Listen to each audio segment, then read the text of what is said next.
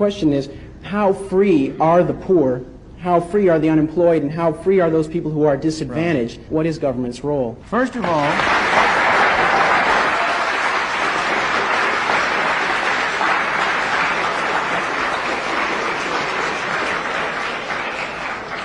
all, the government doesn't have any responsibility. People have responsibility.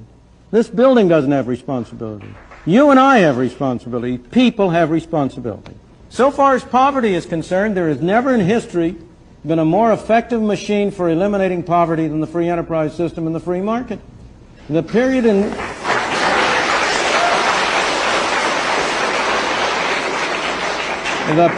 which you had the greatest improvement in the lot of the ordinary man was the period of the 19th and early 20th century. Those of us in this room are the heirs of that. If you look at the real problems of poverty and denial of freedom to people in this country, almost every single one of them is a result of government action. Let me be precise and specific.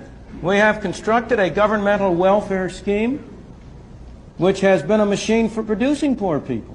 We have induced people to come under control of welfare. I'm not blaming the people, don't misunderstand me. It's our fault for constructing so perverse and so ill-shaped a monster as the whole set of welfare programs we have, under which we encourage families to break up, we encourage people to move from one part of the country and come to another, under which we have, in effect, made many people poor.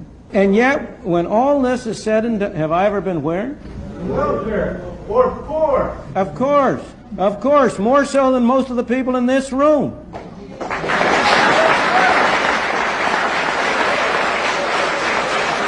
But you know, that's all irrelevant. Is there one of you who is going to say that you don't want a doctor to treat you for cancer unless he himself has had cancer?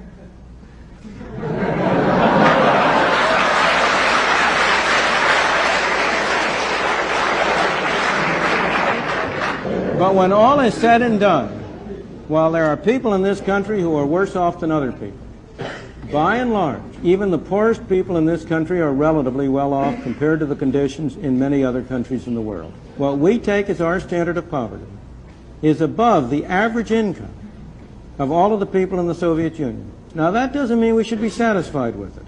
We are a wealthier country and we've been more productive. And we should set higher standards by ourselves. But by the same token, we ought to have a sense of proportion. And we ought to recognize both the source and the problem.